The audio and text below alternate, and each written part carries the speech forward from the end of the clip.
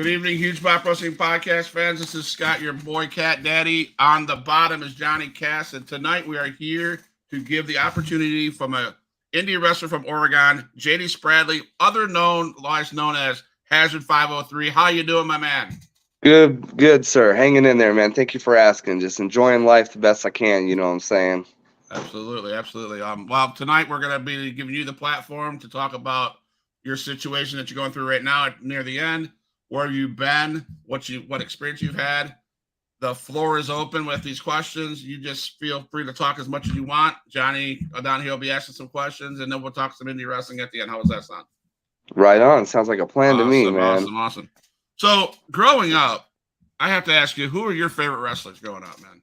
You know, it's funny. I was just talking with my wife about this the other day. I actually had my grandma was like a Pat Rack kind of person that saved my journals from like literally third grade. So I literally dates all the way back. For some odd reason, I had typed in my journal because, you know, as we all know, Shawn Michaels and Undertaker didn't cross paths for many more years after that. It was rest in peace, Shawn Michaels, because I remember seeing him throw Marty Jannetty through the window. So right. I guess dating all the way back to when I was just beginning wrestling, dude, straight up The Undertaker. And I know a lot of people's favorite wrestler is The Undertaker, but that's what one of my things. But also a very big second for me, Bret Hart.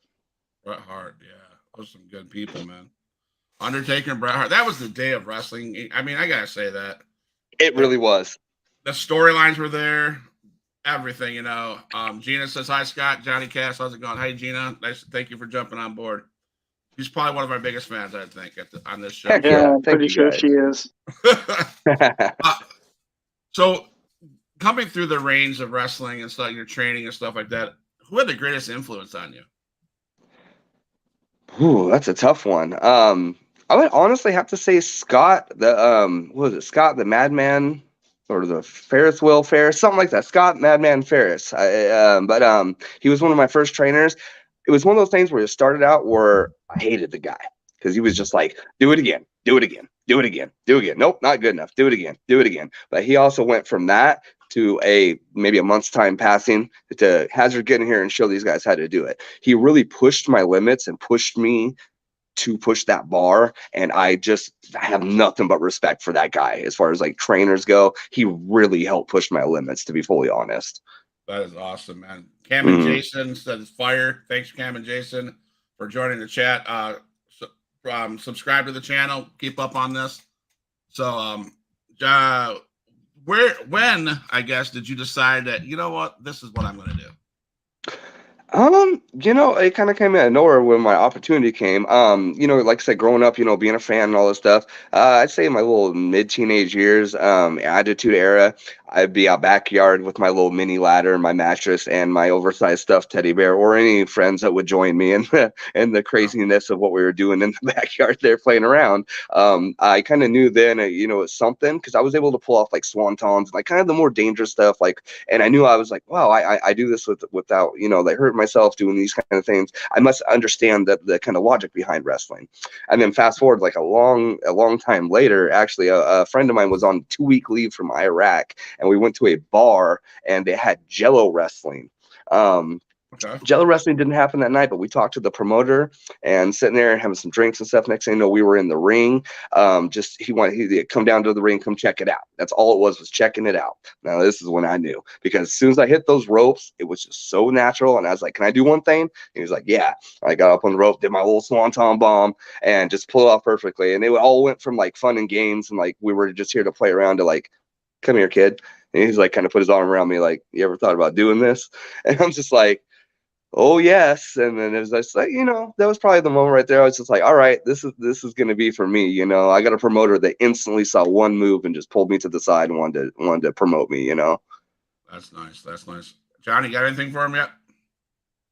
Yeah. I mean, something kind of similar happened with me. It's like the moment that I knew that I was gonna do this was actually when I was, you know, trying to see if my body's gonna be able to take all the bumps and beatings, etc. When I went down to try out at the Vault for Impact Wrestling, not the TNA Impact, but Impact. I know what you mean. Yep. Yeah, it's based out of Des Moines, and the first time he gave me a suplex. And before that, I hit the ropes, and I'm like, yeah, this is kind of like natural to me. So then he was Mm-hmm. like, "Are you ready to take a suplex?" He was like, "I'm going to give you a fisherman suplex, and we're going to go lift you up once to kind of get a feel for it, put you back down, and then we're going to go all the way over." And I'm like, "All right." He was like, "Just imagine that you're along for the ride." So he gave me that fisherman suplex, and as soon as he asked me if I was okay, and I told him, yeah, like that was it. I was like, Yep. I knew I was going to do this. Yeah. Nice, It's nice. kind of like you said, kind of like me. I kind of stepped it up and did a kind of bigger bump than I maybe should have, especially being drinking. But I was very confident in my abilities, and it There was you just go. like, wow, dude, this feels good. Yeah. So See, that's the when one you thing. That's the one thing. If anybody's going to go out and try out for wrestling, you have to have that mentality. Whereas, because you have to feel like it was explained to me like this: whenever you're in training, even if you're on your first day for training, you have to kind of act like it's going to take a little bit to get used to, because it was kind of like new to me as well. But you have to believe that you're wrestling in front of a crowd. nice, Exactly. Yeah. You have that's to have that awesome. mentality at all times. It's kind of weird. I live my whole life that way. Like someone's always watching me. So that I think maybe that's another reason it just kind of came natural, you know? Yeah, you just always got to have that mentality, dude. And it is about the fans big time. You know, you got to Oh yeah. always cater to them and think about them, you know? Right, right. So in your early coming up, did you pick a training school? I know Johnny Cash went to a training school, etc. Did you have a trainer? Did you go to a gym? What was that So, process like? so technically, no, and I got a lot of flack given to me for this stuff. A lot of our company got this. It was Dr. Payne's Clinic Wrestling. It just happened to be this dude named Dr. Payne that had been trained by Playboy Buddy Rose and Colonel De Beers. And now I got very lucky, and when he very first started up his very first building with us in it, because I was one of the first crew, he did have those guys come down. So I actually did get the pleasure before he passed away. Rest in peace, of training with Playboy Buddy Rose. Wow, I know that that's a pretty big name. That's definitely one of the biggest names I got to train with, other than Dutch Savage from Portland Wrestling. But yeah, I never really officially went through a training school. I got just very lucky and just kind of got noticed. And I mean, I had to pay my dues and earn, you know, through the ranks to get up there and all that stuff, to earn the shows and whatnot. But I just got really lucky, I guess, if we really think about it. nice, nice, nice. Um, if we had to talk about who's your closest friend in the industry in wrestling, do you still continue? I know you're going through some stuff now, but do you still communicate with people? I know you got Johnny down here. I know that's a friend in wrestling, but is there one big guy that you say, hey, that's your friend in wrestling? That's the guy you go to.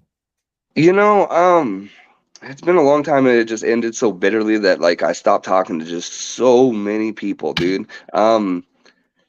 And until his passing, and it was Jerome, dude, New Jack.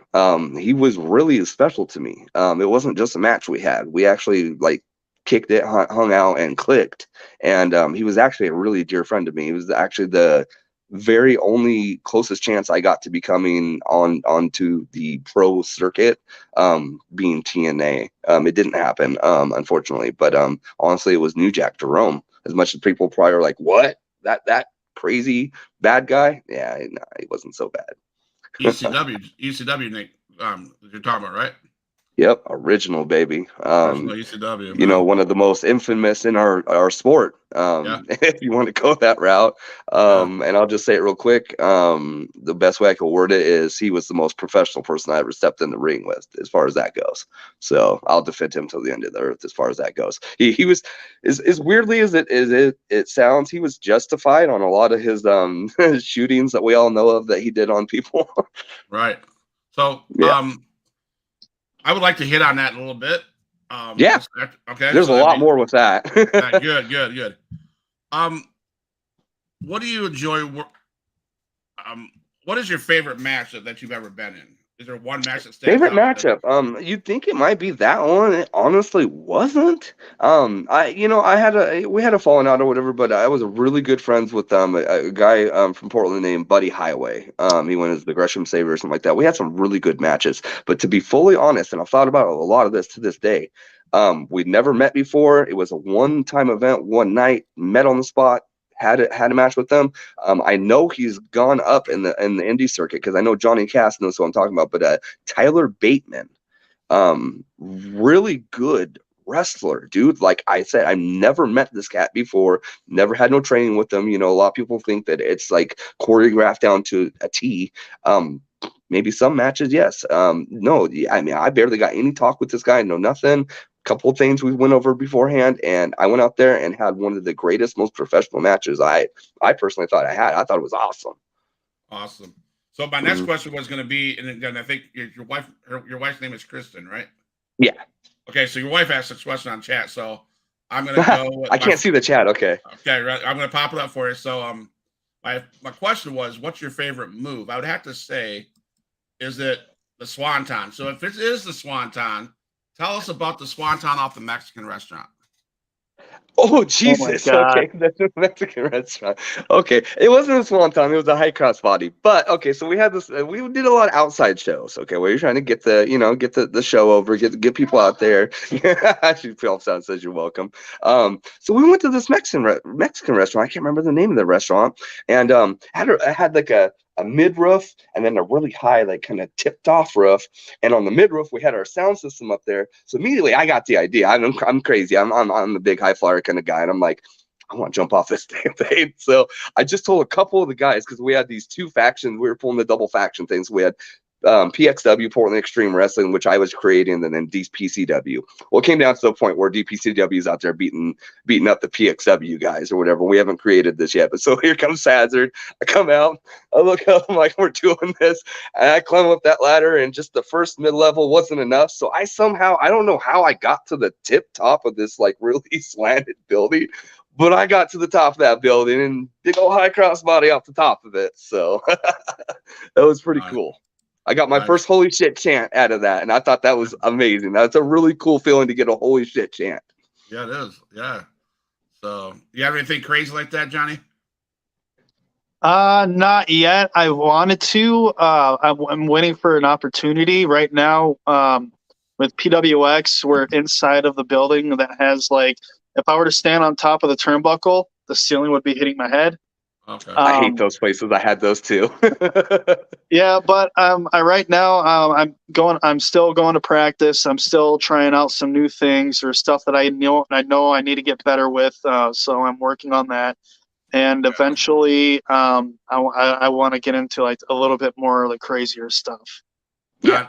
And I mean, I'll be fully honest real quick. You know, I don't hold it back too much or nothing like that. You know, I was absolutely safe in this stunt. Like he's kind of saying, you don't want to just, this wasn't like my first show. I just climbed up on the roof and said, hey, we're going to jump off a damn building. I was actually trained by legit AAA luchadors. Got from the point where one of them was like speaking in Mexican to the other guy, like, no, hell no, I won't work with this guy. I won't do this, to he was booking me at shows. So, I mean, I had to earn that kind of stuff. So I did kind of know what I was doing. Right. Crazy stuff. I mean, have you learned to pick up the chair yet, Johnny, and use the chair when needed? I'm just saying. We can go back to that. So yeah, you can go back to your messenger and watch if you want. I did. Finally. I gotta tell you, this guy's been asked and told. He needs to get what he wants. He needs to do what it takes. Hell yeah, go Johnny, go. We've been trying to tell Johnny this for like 3 weeks. Finally, I think he did what it took to get what he wanted. I think so. Oh yeah, that's what it takes, man. You just get yourself out there, dude. I've watched a couple of his things so far, and I'm very impressed, dude. We talk about it a lot, and I love it. I love giving him feedback. I love hearing the inside stuff. I love it all. Yeah. Thank you.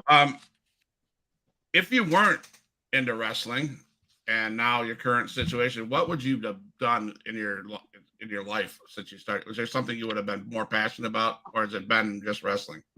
You know, I'm very grateful to get the time and what I had in wrestling and how passionate I truly was about the sport. And this is another thing I talked to my wife about the other day. My grandparents always had said I was always good with animals. Animals love me, flock to me, and I just am truly an animal lover. I want to say, I don't think I'd be a vet because it's such a harsh job having to like see them go, but like something along that lines, to be fully honest. Right.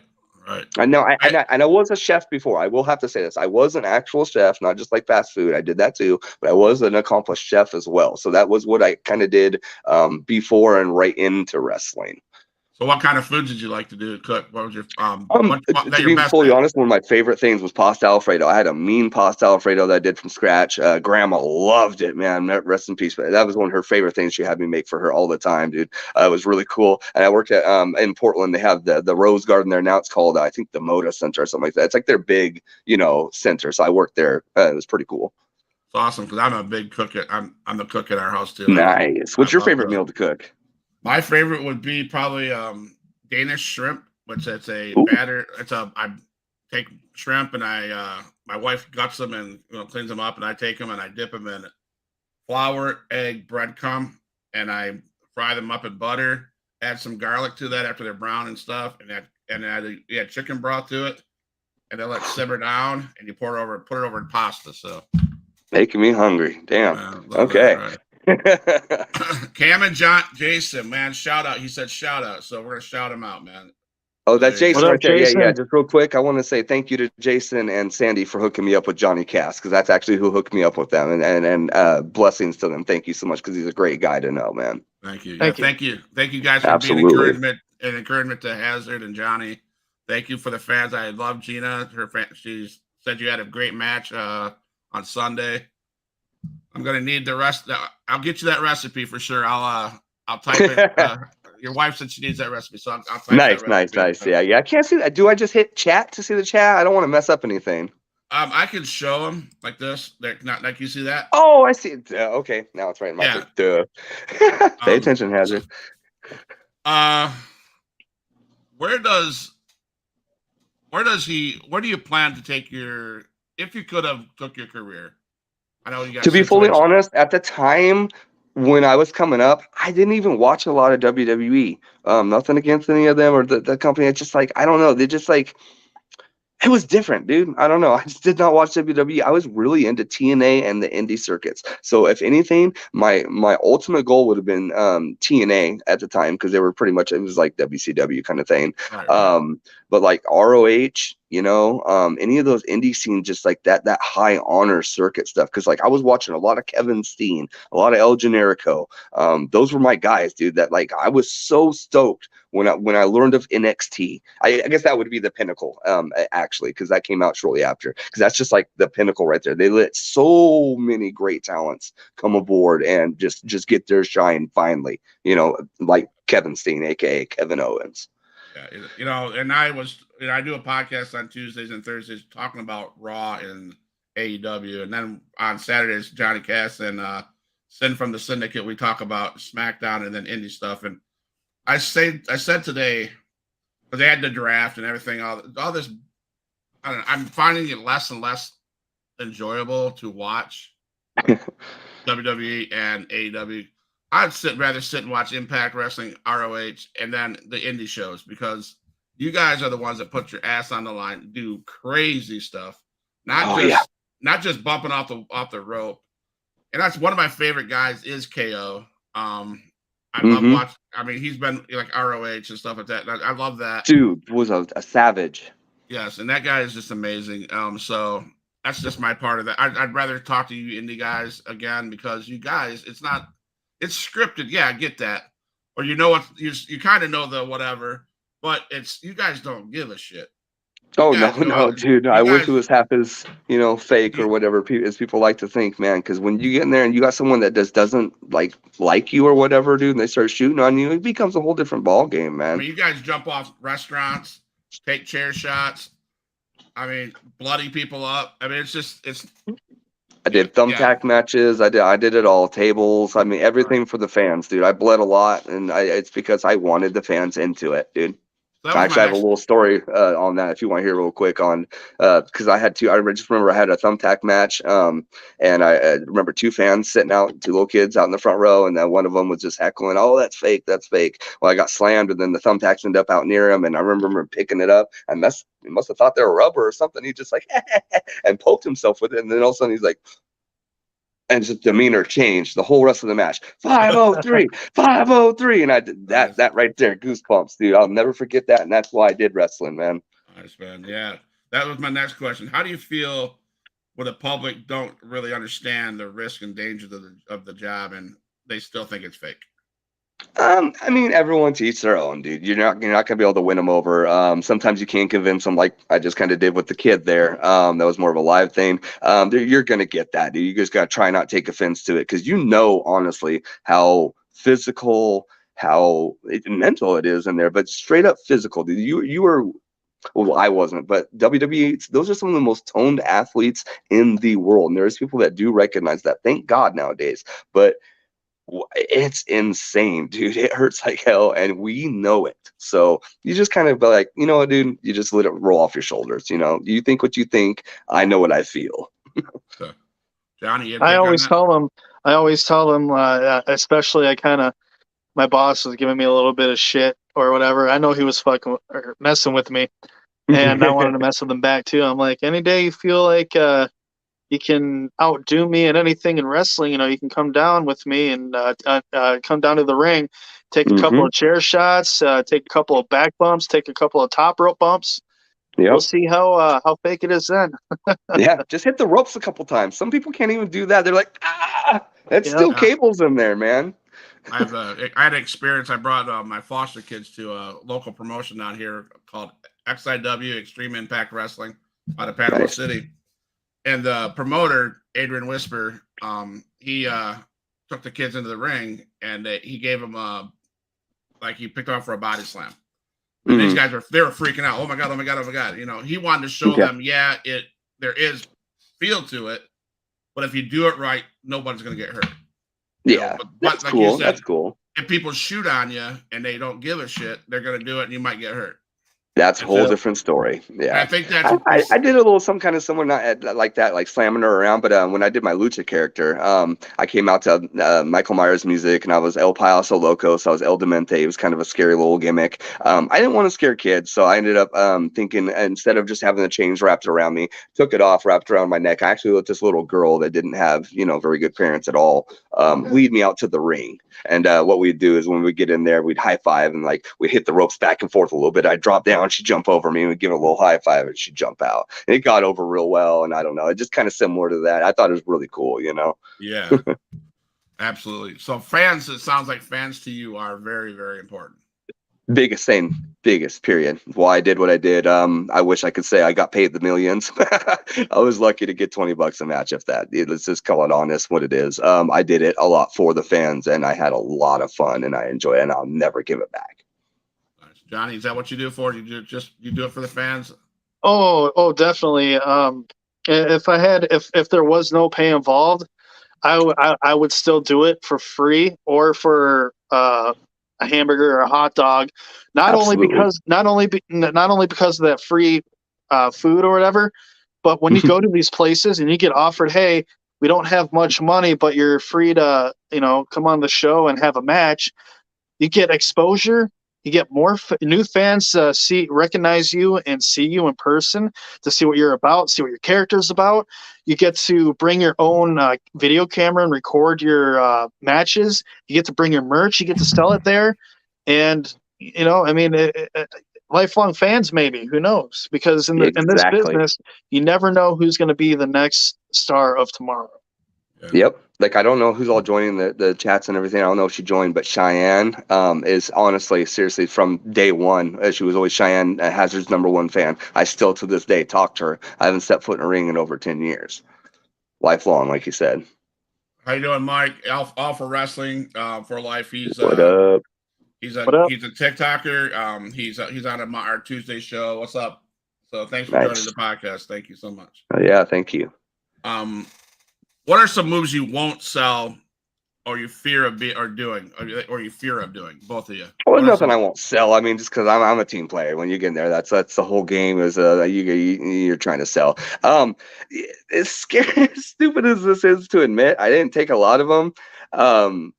Like German suplexes, dude. Like, I never really got given them a lot, and they're so simple when I really think about it after the fact. I mean, like, one of the most simplest things, dude. I would just dread getting a German suplex. And then going back to Tyler Bateman, like I said, we only talked a couple moves before the match. He's like, watch the Saito suplex. Didn't even know what that was. That freaking dude hit me with that in the match, dude. Just whoo, boom. It's just like basically back suplex, but I mean, he flips you over, and boy, did I take a bump, dude. Yes, this is the guy that faced New All Jack. right, so I told him about it today. We'll get back to Johnny about that. But I was on our podcast today. We talked about this show, and I told him he faced New Jack. So Yes, sir. Would you share a story of your involvement with New Jack? I mean, I could go on forever. All of a sudden, so I was just talking, it was kind of random. There was a dude named Crash 503, thought I stole his name, all this different stuff. I got given the name 503. I was always Hazard. That's just a side note. I was talking to him, kind of shoot talking, and talking about going to train with New Jack. I can't remember what I saw or where he was. Not in my state.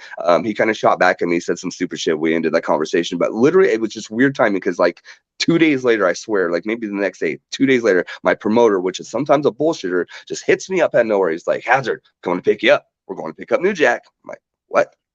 You're joking, right, Bobby? No, we're going to pick up New Jack. All right, whatever, dude. I didn't believe him, dude. Shit, just long story short, he went, picked me up, took me, bam. We picked up New Jack, dude. It was happening, dude. So we just sat there and bullshitted. But what was really cool is New Jack personally himself wanted to hang out with me. So we went out drinking.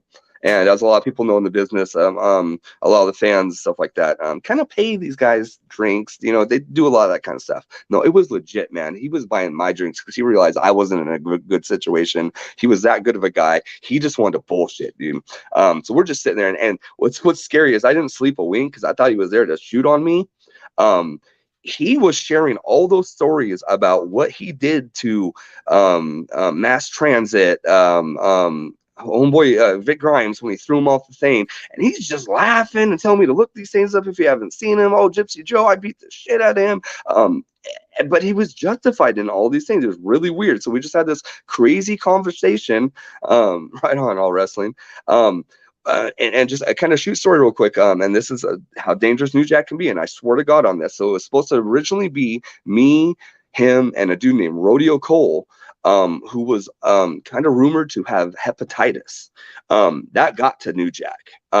He got real serious for a second. He said, Hazard, you just think of it like this. If you took home to your daughter and he spit in your mouth and blah, blah, blah, he's, it's very unsafe. He's like, I'm going to this guy up. He said, I'm going to shoot you off the rope. You just drop down. You stay out of this ring for a second. Because if I don't get him with the first one, I'm going to get him with the second one. I swear to God, Hazard, this kid's going to hurt. And he was just so disrespected by this kid getting ready to step in the ring with him. He told me not to tell him, dude. And I apologize all the time when I said, rest in peace, brother. I didn't have the heart to see this kid get hurt. Dude. I said, Rodeo, you better produce blood work, something. You better pull yourself out of this match. And that's why it became Hazard, Highway, and New Jack, because that boy ran scared, dude. New Jack was going to kill him. Mike was he was in some indie wrestling, and he went, yeah. So I'd love to have you on the show at night, Mike, and we could do a podcast. I'd love to hear it too. Let me know when that happens. I'd love to hear it too. I love New Jack's story, dude. Jerome was a great guy. So yeah, thank you for sharing that story. We're gonna get to more stories like that. Yeah, I could go on forever about him. There was so much time. He came and stayed at my house at night. It was nuts. All right, I'd love to hear those in a minute. So, what is it like just working for a smaller crowd or a dead crowd, or just you perform with I've seen like PWX, I've seen small crowds, I've seen big crowds. Or the indie wrestling over here, I see small crowds, I see big crowds. So I know you guys have probably worked with both. What's it like working with like Johnny was saying earlier, dude, you don't care if it's for the hot dog, if it's for the $2, if it's for the 10 fans or the 100 or the 1,000. It did not matter how many fans or how many claps or cheers I was getting. I still gave 100% in that ring. That's my personal thing. I don't know how Johnny feels about that. I think he's the same way. Oh yeah, like it doesn't matter like if there's one fan out there or 100 fans. And it's fun. It's not funny. It's like a transitional thing. So when you're behind that curtain by Gorilla and your match is next, and then you hear that music, there's a thing that goes off in your head that goes from John Pike to Johnny Cass like that.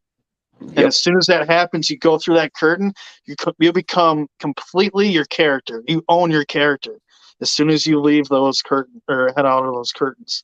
And it just, like I said, it doesn't matter if there's one fan or 100 fans, you got to give it your all. Yep. Like you said, in that character, I've had many people that know me and come and watch me. They're like, that's not James. Like, that's a whole different person. And up until I quit, dude, and I was, almost 10 years in, butterflies in the stomach, like you said, all the way up until gorilla position. And then all of a sudden that music hits. And like you said, it just changes everything. And you just hit those curtains, dude, and it's just nuts. It really does, man. Like I don't know why, man. I really don't know why, but I was so nervous this past Sunday. It was a decent turnout too. I don't know Nice. exactly how many people, but there was a lot. And like I was pacing back and forth, fucking drinking like probably 3 or 4 bottles of water before my match, and just getting ready, all hyped up and everything. But at the same time, I was nervous. But as soon as our match, was next, and the music was hitting, like no more butterflies. Everything goes away as soon as you Mm-hmm. walk out of that curtain, because you're transitioning. It's a Mm-hmm. transitional thing for you to. It's weird. It's kind of weird to describe if you never felt it before, Yeah. but it's I don't know. Magical, dude. Yeah. Straight magical. I loved it, dude. I had to have my music playing like a good, decent amount, dude. And I was real thoughtful about my music process and what I chose for my music. Definitely. Nice. What's the best advice a wrestler's ever given you, and who was that gave it to you? Jerome again. I told this to Johnny himself. He said, just be original. Don't imitate. Don't even add to what you've seen. Try your best to create something you have never ever seen before. Be the most original you can be, the original gangsta. And just yeah, dude. It obviously worked for him. I can't remember who he told him that, but it always stuck with me straight up. So this guy right here, this is Punk. No, I'm just kidding. This is Adrian Whisper. He's the promoter from XIW in the Extreme Impact Wrestling. He Hell says yeah. he's a God. Now a little backstory. He was in 2022, all year 2022. He was like an asshole. I don't. He knows, but no, seriously. Now the story's changed. Now he's trying to be this softy dude guy and whatever. But he had in like a month. Him and I don't know the name of Damian Wayne rings a bell. Him and Damian Wayne are going to go against Jackson Slade and 2 other guys. Adrian Whisper got himself in this issue where he's like backstabbed everybody, but now he's trying to make amends, and he's going to try to make his son pay for it. But Adrian Whisper, he's the God. He says, I got the chair back there that says that first one I went to indie wrestling. He gave me that chair because I think that chair got wrapped over his head or Jackson Slade's head, but that's nice. Right there. So love it. Yeah, so Adrian Whisper, thanks for stopping on, man. I love you. You're my boy. So thank you. Hell yeah, that's what's up, dude. Yeah, so yeah, great guy. I mean, he shoots as well as you. He just straight. Shoot, I love man. it, dude. You don't give a shit. I tried a couple times. I can never go heel. The fans didn't allow it. Well, that was my next question. So, face or heel? Always face. I tried one time, dude. So I originally, when I came into the business, I was part of this thing called the Clown Mob. It was kind of an ICP ripoff. I didn't really like it. I hated pain in my face. Got away from the whole thing. It was Hazard. So later on down the line, had this match where, stipulation was if I lost, I had to join the Clown Mob kind of thing. I win the match, don't have to join the Clown Mob. But so later on, this dude's proposing to his pregnant wife, doing a promo in the ring. Hazard comes running out, beats the living shit out of the guy promoting to asking his wife to marry him, his pregnant wife, joined the Clown Mob, even though I didn't have to. Tried to get on the mic and do the whole, you guys are pathetic, without cussing at them, this and this. They stopped for a second, it almost worked, and they had this look on their face, and then they just start going 503, 503. And I'm just like, oh my god, you guys! It was just I played it off and I left, and I came back next week. I never tried it again. I just gave up. Nice. So here goes another question for you. Do you have any road stories you would love to share? Yeah, there's this one. Unfortunately, it is shared online. And things like Wrestling with Disaster or something like that. We got booked booked. I know my wife's probably hating this right now, because she just talked about it, unfortunately, a lot in this. But there's just this horrible event that we got booked down in California for. Had some JCW wrestlers. Their champion, what was his name? Corporal Robinson, Too Tough Tony, Violent J himself was supposed to be down there. There was also some other locals from California. Pogo the Clown, I think his name was. I apologize on that if I didn't call it exactly right. I think he did the extreme wrestling that New Jack did down there. But anyways, there's a whole bunch of pretty big names. This kid had no business doing this. Didn't have a ring, no nothing. We show up down there. Like I said, we find out there's no ring. Show day is here. We have no ring. This and this. It's not even a show, dude. It was a fiasco, dude. People are wanting to get paid. People are stuck, wanting to get home. It was freaking crazy, and that was the craziest road trip that I ever had, and it was nuts. Awesome, man. John, you got any questions for Hazard right now? What's the furthest you've traveled? I think that would have been one of the furthest travels I did. And that was all the way down to Clear Lake, California. I was booked for 2XFW New Jack's promotion at the same time, which was over in, like, I can't remember, in Midwest or something like that, towards the east. And unfortunately, I didn't do that show. I really regret it to this day. I went and did this show. So yeah, unfortunately, it was not very far. It was just California area, but it was about to be really cool if I went and done that 2XFW show. Nice. Which was New Jack's promotion, for people that don't know. 2XFW. He had started a promotion briefly. So gotcha. What was it like being involved in the PNW Heritage Championship? Right? So that was it was cool. It was one of the cooler championships I won. It was towards the end of my career. It's also one of the reasons I left the business. As far as what that goes, real quick, it's a little shoot, little inside stories. We always had these puff paint belts in my company growing up, really not very prestigious. Well, we had done enough shows for this one dude, this cat, that he made a belt for us. I mean, we had a legit belt. Well, this time we kind of opened the doors to a lot of the crap talkers and let some of the other companies in, because that happens a lot. Well, we had a vet named C.W. Bergstrom.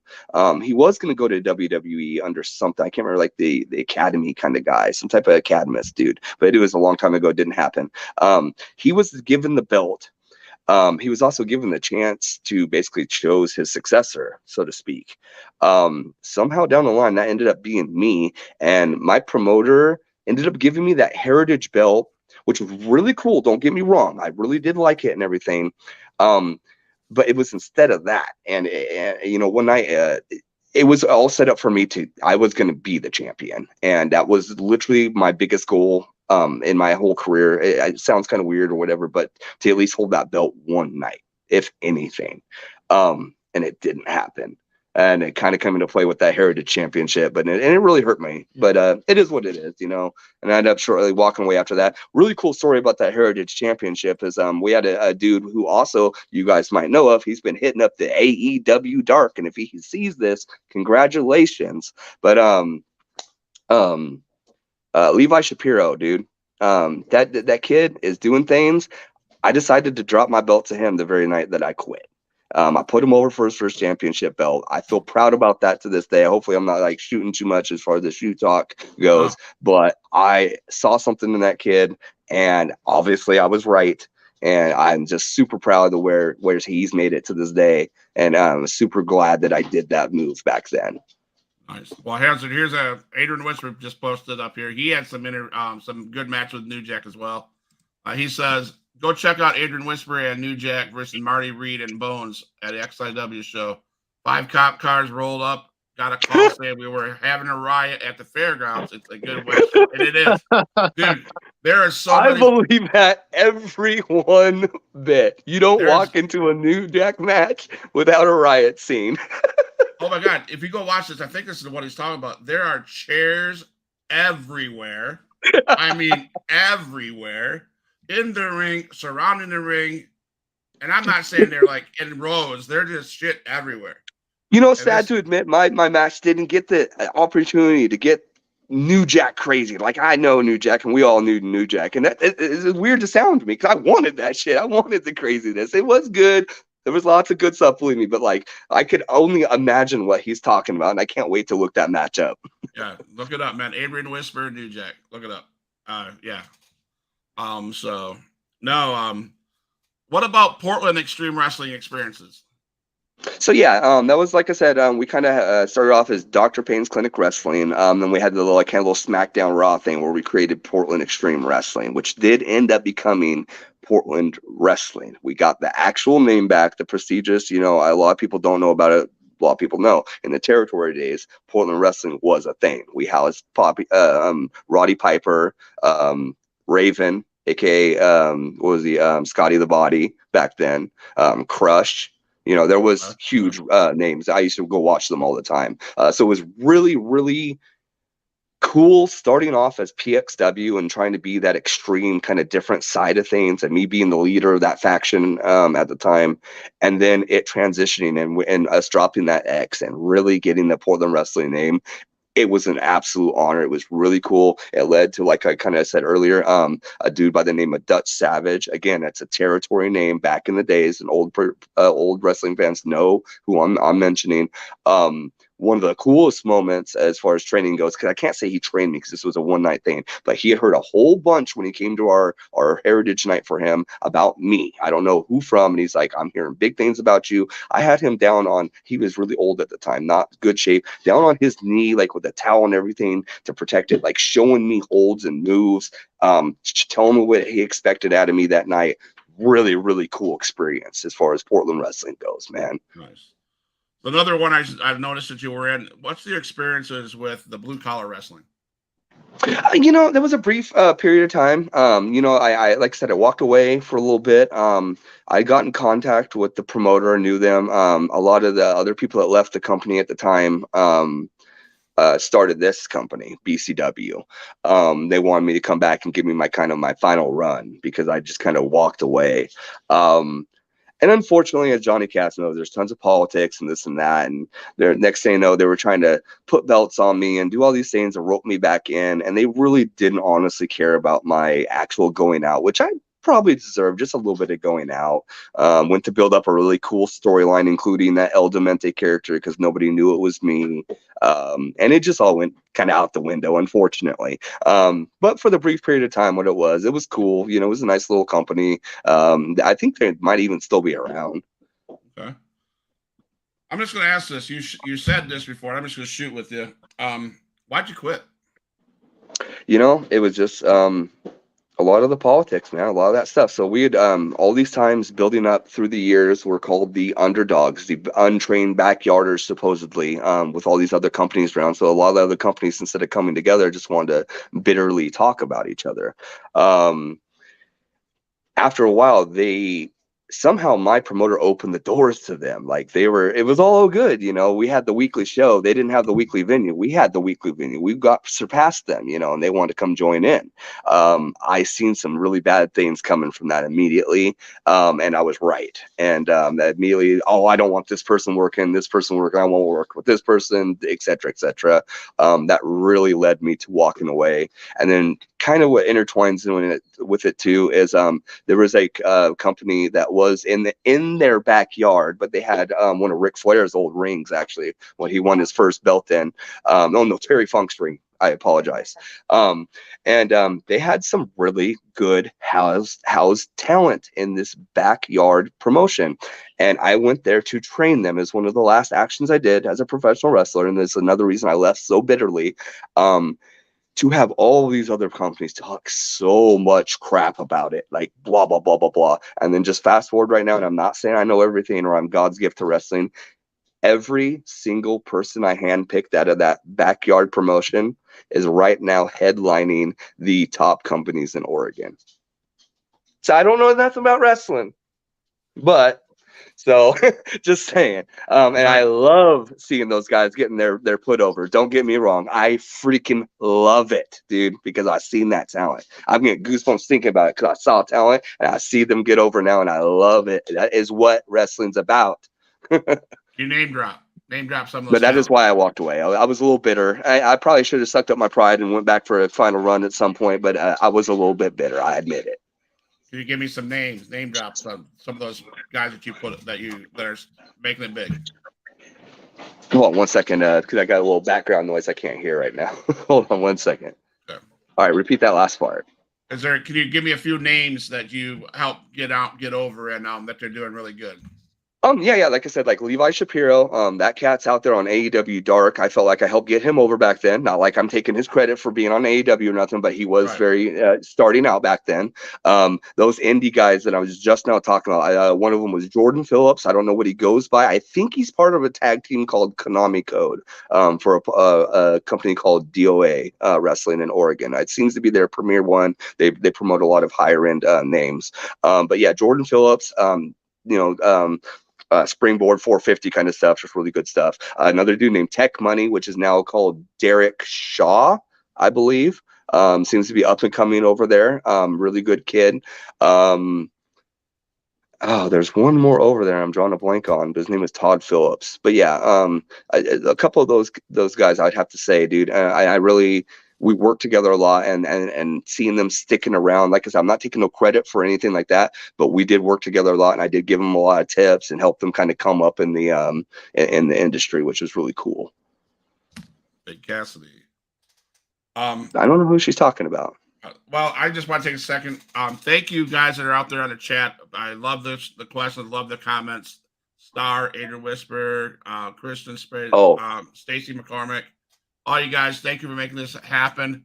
Thank you for sitting here with learning about Hazard 503, Johnny Cass. Hit the wherever you're watching at, hit the follow, hit the subscribe button so you can continue to hit that button. Hit that button, guys, so we can you get more content for the Huge Pop Wrestling Podcast. So thank you so much. And I would love to join you in the future. Like if you want to have me on any little side things or talking about wrestling, I love talking wrestling. Obviously, man, I will always come back on, dude. I'm enjoying this a lot. All right, well, go ahead, Johnny. I think you should do a special with I think his name is All For Wrestling. Mm-hmm. And JD, and then have like a tribute special for New Jack. Dude. And totally even you know what? Let Adrian Whisper in too, because I think that would be freaking awesome.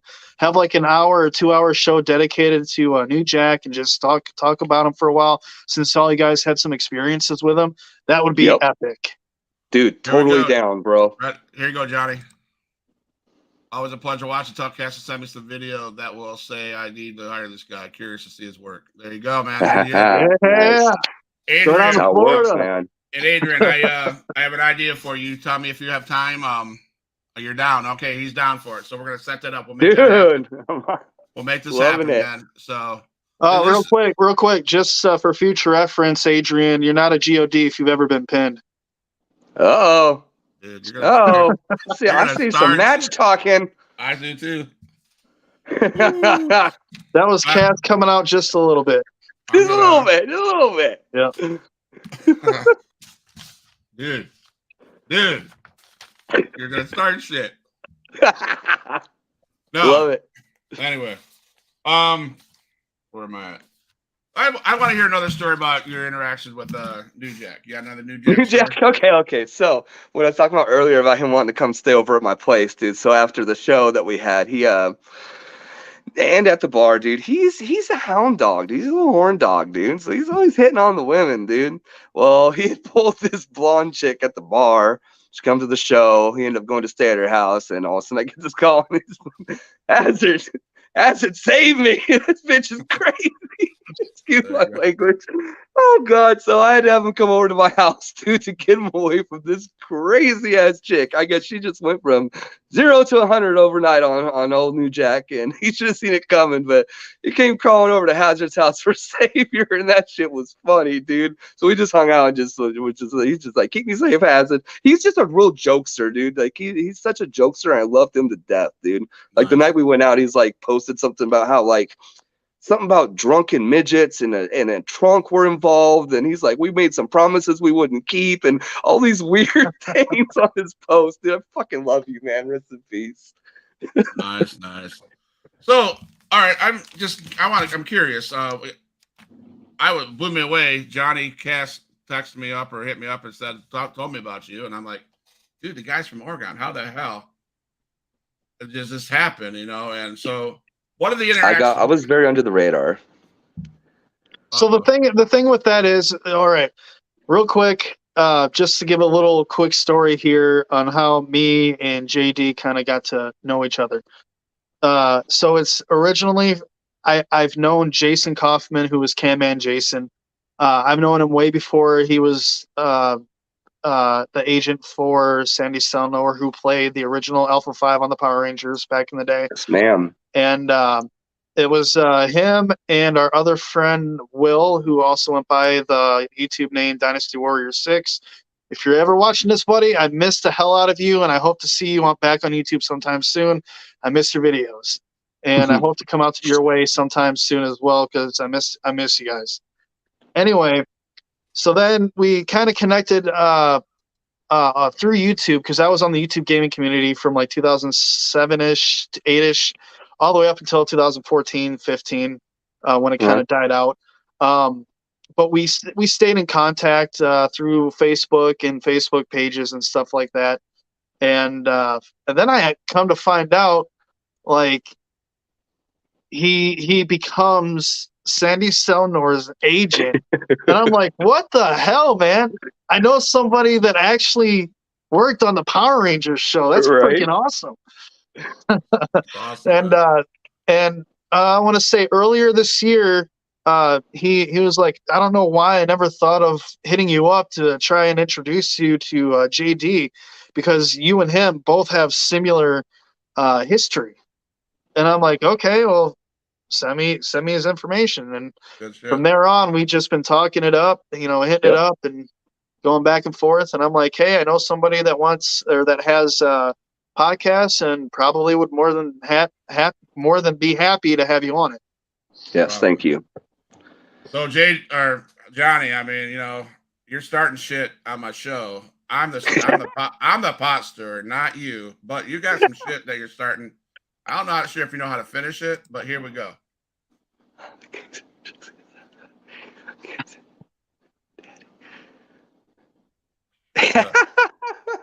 Now be careful. This is the guy you're sending film to, so you might want to be in character or not. But there you go. What's your response to that? I read about half of that. It disappeared too quickly. Oh, here we go. Wait, here we go. Just in case you don't know. There you go. There it is again.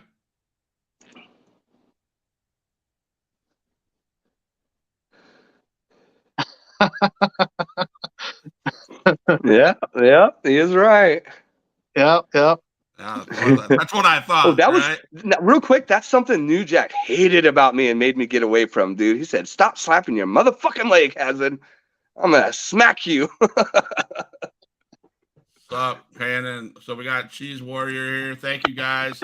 Again, you guys are on the YouTube or whatever. Hit the follow button. Hit the subscribe button. I love that. Keep on. This is what make me able to do this continuously. I want you guys to hit the subscribe button. I want to build those followers up. Thank you. Yeah, guys I don't know who of all of my peeps that made it on here, but if you're on here watching them right now, please subscribe. Add them on all formats, please. Here's a question for you. What is some advice you guys have for families of wrestlers?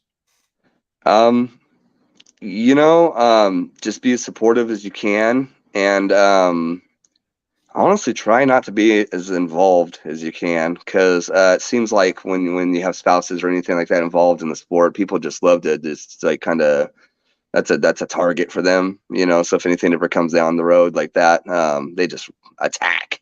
So honestly, just be very supportive and understanding, because this is a crazy business, and I can't really talk for people that are on the road a whole lot, because that one I wasn't too away from my family. So maybe Johnny knows a little bit more on that subject. Right. So my advice, would be similar to JD's as well. Try to be as supportive as you can.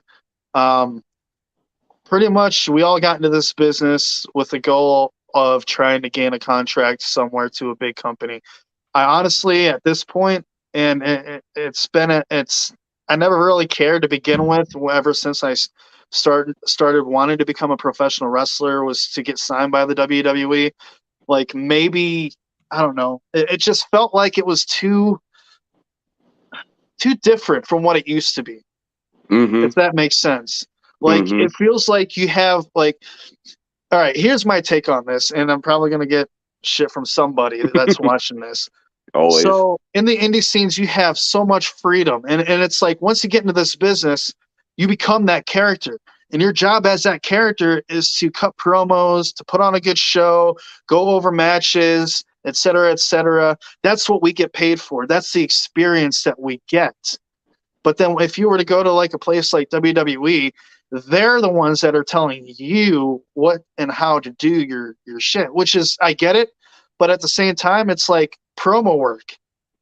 Why can't we do unscripted promos as long as we keep it, Yeah. to You what their gotta level of earn a it. standard is? Because Yep. honestly, in the indies, that's our job. That's our job to work as our, come up with the promos, even if it's not the top of our head. I like to Yep. think that I do a decent job at doing that. I don't really go over any type of promos. I just go as I talk.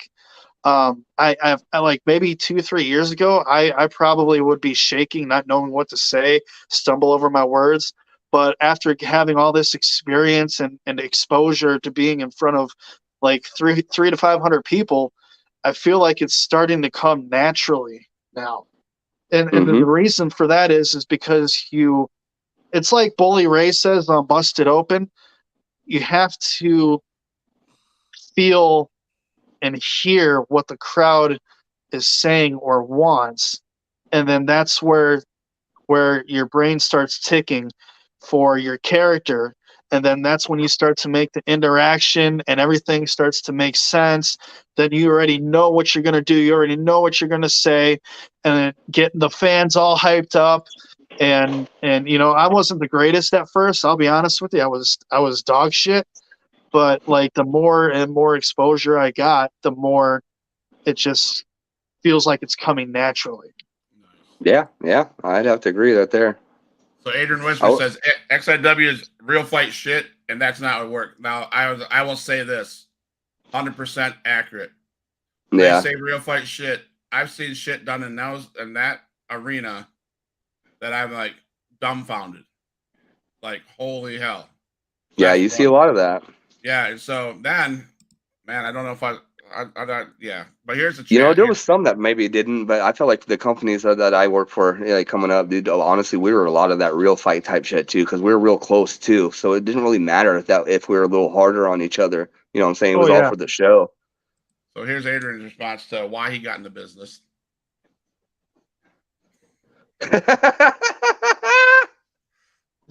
Hey, you gotta cater to the rats too. That's a Boy, shoot, my bad. no, dude. Adrian, I love you, man. What? Wow. I got two more questions for you. Two All more right. topics. Like two more topics, man. It's not questions, it's topics. There was a name change in 2011. Can you explain anything about that? A name change. You were talking to me about a kid wanted his name changed to Oh, geez. Hazard. Okay. So, Cheyenne, I said earlier, was my biggest fan, dude. I don't know that she can compete with this guy, dude. There's the dude by the name of Gregory Curtis. And like you said, you could look this up. It's like Hazard 503 name changes in like Portland or something like that. It was on one of the big Willamette weeklies there. This kid, he's whatever you want to deem it. I hate deeming it anything, slower, disabled, handicapped, anything like that. He's just a little slower than most people. He was an older cat, but his brain was a little younger. He kept always telling me he was going to do this. He's like, I'm going to change my name to your name, Hazard. I love you, Hazard. You know what I mean? I always come to the show. I love this kid to death, man. I told him I was flattered, but I didn't want him to do it kind of thing. But I'm not going to like force someone to either way. Sure enough, dude, shows up one show. Hazard, I did it. I'm like, what, dude? He's like, I'm Hazard, man.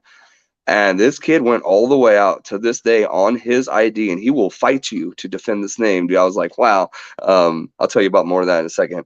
It says the best in the Northwest, Hazard 503. And that is this kid's legal name. They allowed him to do it. I disappeared, like I was just going to say real quick on a story. I disappeared for about 4 years to California, came back, seen the kid, he's in a wheelchair, lost one of his legs. And just me being me, I thought he remembered. I'm like, Gregory. And he turned around. He's like, that's not my name. And like was serious. I was like, whoa. Well, it's like Gregory. And as he goes to say it again, I had to show him my tattoo. I'm pointing. And then he looks down and realizes, he's all, Hazard, and it was just wholly different, dude. But yeah, dude, he literally changed his legal name to the Best in the Northwest Hazard 503. Nice. Adrian's getting off here. He said, "Love you, Guckenberger." He tries to Thank you, call Adrian. me. That means a lot coming from you, brother. He calls me Guckenberger. Whatever. I'm the cat daddy. He's the. Hey, Adrian, you're not the God, bro. Come on now. You can start Oh, some more no. shit. Be safe. Yeah, thank you for asking that, though. I forgot all about that. That's crazy. Yeah, no problem, man. So thank you, Adrian, for coming on. You are one of my biggest supporters. I love you to the death, man. You're a good guy. So thank you so much. Hi. So here's the part of the show that kind of touches my heart, to be honest with you. Don't want to get emotional because it's not my story. But you're in battle with cancer. Yeah. Man, I don't know the story. I don't know how much you want to share with it. I don't know if you can tell us where you stand. If there is it looking up? Is there upward? Does it look good? You share as much as you want to share, or Yeah. say pass if you want to pass. I mean, No, dude. It's part of my life. It's unfortunately some cards that were dealt to me, dude. I'm an open book. As far as that goes, I'm a huge cannabis advocate too on the side, and like my Instagram's more dedicated to that, and I am literally trying to educate people on it because I don't want to see it to happen to anyone else. I want them to see the things that can truly help. My tumor was found a year prior to my actual diagnosis. I went over a year of feeling really sick out of nowhere, knowing something was different. Kept going to the hospital. They kept telling me they didn't know what was going on or whatever. I went to an ER visit because I woke up one night, turned over on my side, felt like it ripped or something really bad. They're like, at the end of the visit, they were like, "Do you realize you have a tumor that's grown 4 times its size?" So I'm like, no. So I immediately got given the diagnosis of not only stage 4 liver cancer, but it had metastasized and spread to my bile duct and other regions, becoming something very deadly called cholangiocarcinoma, which does not leave very high percentage rate of survival. And as far as that goes, I was originally told typically people in my predicament given about a year and a half. I think I'm going on almost 2 years since that. So just real quick, sorry, that's how I feel about that one. I just have to get that out. So I'm battling this bad boy. I unfortunately got given that diagnosis, but you know what, my family is very supportive. I have a very supportive wife. I have 2 daughters that I'm here to live for. So it gets hard as hell at times. Last time leading up to when we were supposed to do the podcast, I was sick as hell. Even today, dude, I woke up today and I was honestly back in bed 3 different times and didn't get out of bed till about 3:30, almost 4 o'clock. It was scaringly close to this time. I just get sick. I just get really nauseous. It doesn't matter how many of the meds I take. I'm on chemotherapy. I go 2 weeks on, 1 week off. It seems like since taking the break from Oregon and moving here to Oklahoma, it took a different toll on me. I've been really, really sick. But it is on the up and up as far as like all my scans leading to, I haven't had one yet here, but from Oregon, I've always shrunk my main tumor. People in my predicament don't normally do that. I guess they're very surprised in this. So that's my goal, and that's what I'm going to continue to do, is shrink this damn tumor, hopefully get where it spread out of my body so they can just cut the rest out of my liver, which does regenerate very well. Yeah, I'll be down for a little bit, but at least I'll be back, and that's where I'm at, dude. Because honestly, I'd love to come back and be Johnny Cash's damn tag team partner, but I don't think my health will allow it. Well, I will be praying for you, man. I really will. Thank you. I'm glad I got the opportunity to meet you. Absolutely, bro. Really did. Thank you, Johnny, for putting this together. Yeah, thank you for linking us Yeah, up. not Man. a problem, man. I really respect you guys as indie wrestlers and just people in general. It's heartwarming. I left it out there for many years for many fans. Yeah, and real quick too, like the one thing, one of the things that me and JD, aka Hazard, have in common is that I too have cancer as well. I did not know that. I was diagnosed in 2016 with adenocarcinoma, which is kind of rare. Not kind of, it is rare for someone at my age. I was 27 when I was diagnosed to have it. It's pretty much colon cancer, and it was at stage 3.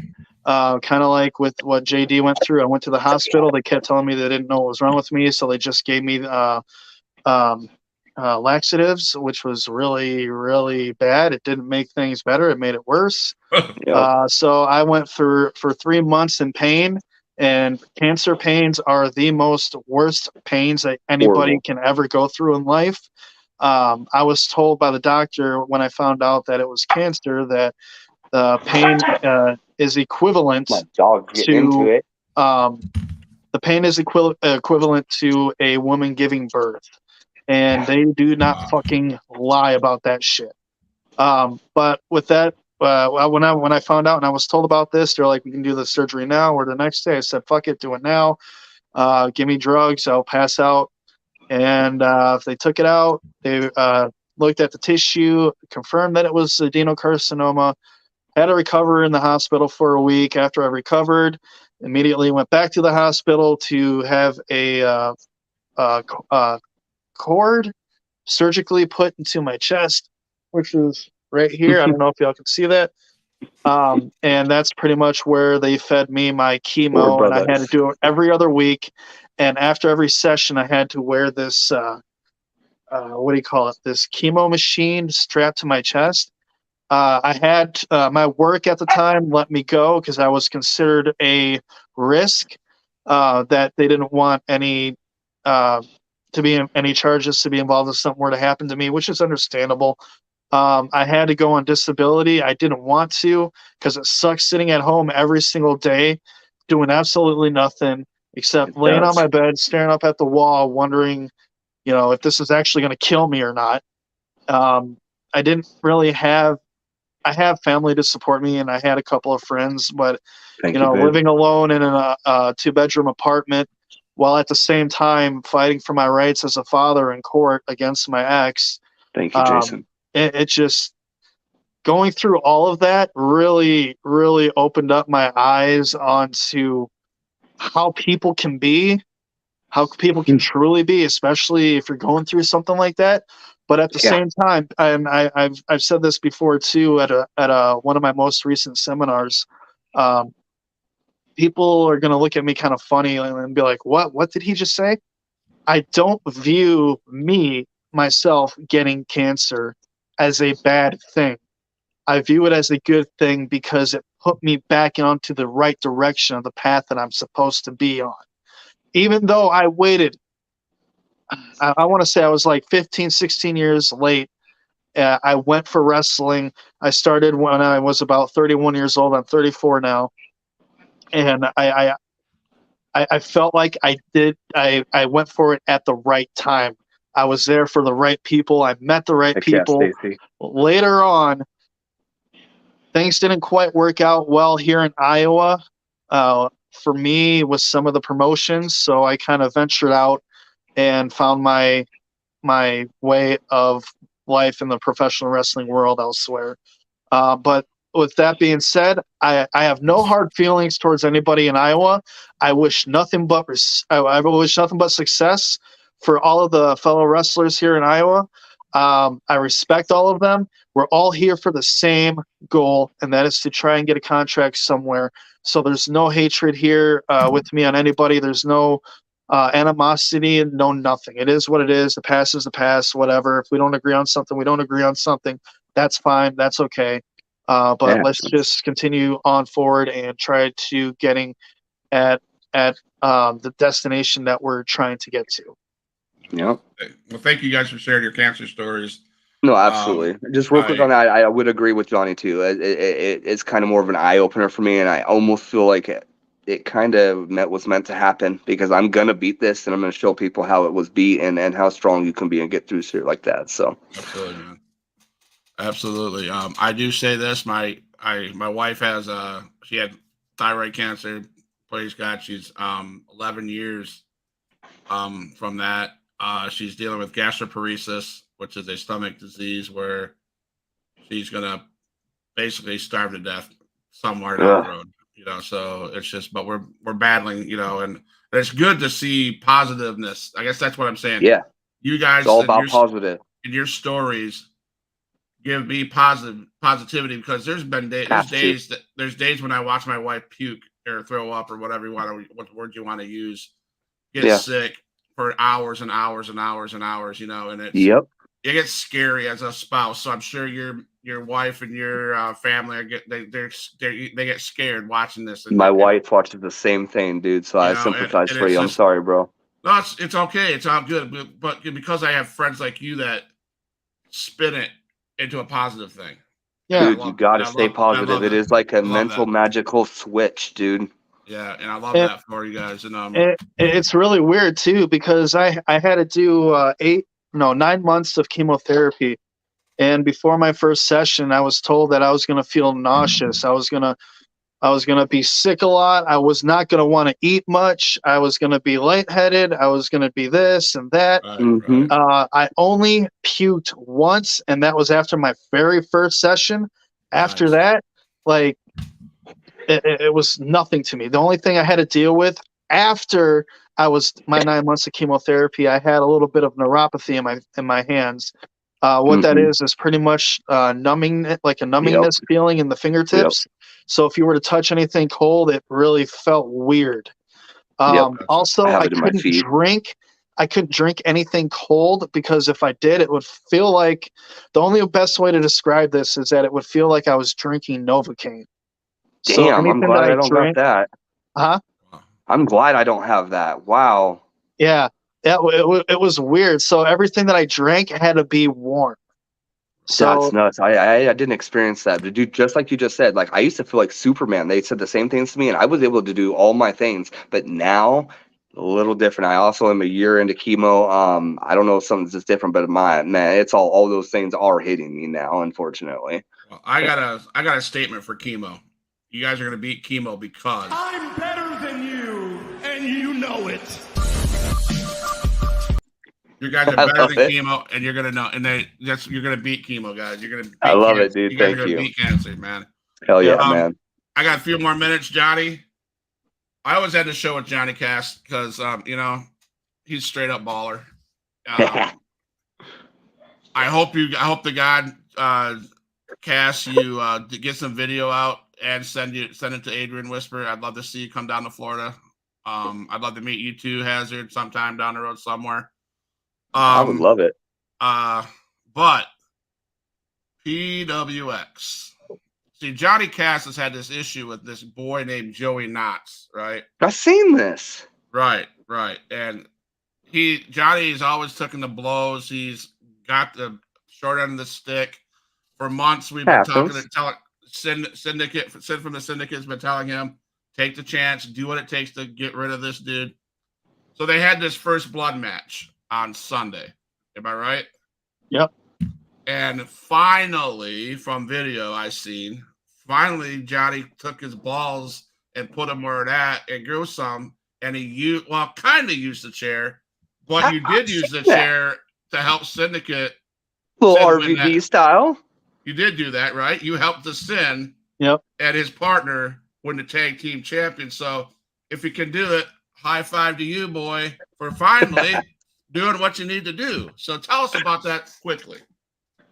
I'll tell you about it a little bit, and then on Thursday I'm going to get more in depth with it, because honestly, there was a couple of things that stuck with me when I was backstage and hanging out with the Syndicate, even though at that time I didn't want to, because I don't like those guys. I didn't like those guys. But way to recover. I respect them. I, as I said before, I respect those guys as veterans of the business. So I did what was asked of me to do, and I just did what I was supposed to do. And these guys actually made a lot of sense. So the one thing I want to say that Axel Hale told me, and he's been saying this for the last 3 weeks, 2 simple words. And I didn't realize these 2 simple words until after I won my match Sunday. And that was pay attention. Now that could have meant anything. didn't understand what he said, or not. I didn't mean to say that, but I didn't understand what it meant when he said that to me. And after he said that Sunday, more serious toned, I pieced everything together.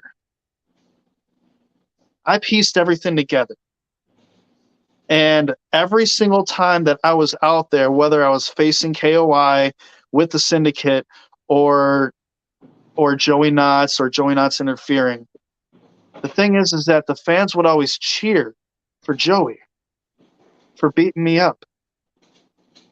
Now, if you want me to get real for a second, what was I doing wrong?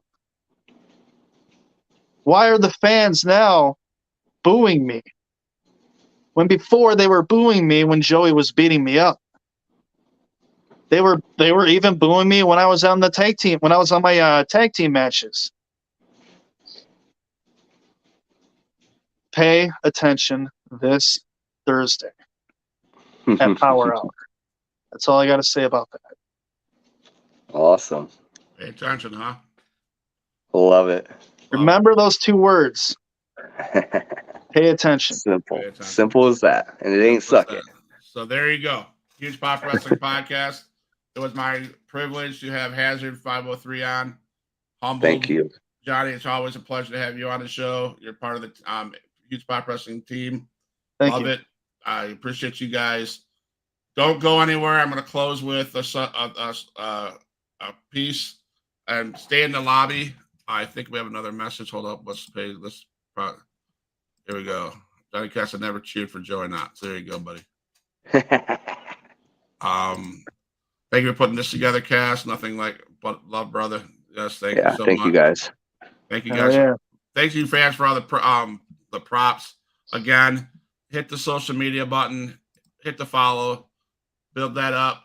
Pay attention. Huge Pop Wrestling Podcast is on Tuesdays and Thursdays, and whenever I get some people on to talk wrestling on Saturday with Johnny Cass and Sin, I'm going to talk to Hazard about doing something here to stay in the lobby. Definitely. I will be right there. So, all right, guys. Pay homage to my boy Adrian Whisper. I love this song. I love it. It's an entrance. It's an excellent song. So, All my dogs, make some noise up in this house.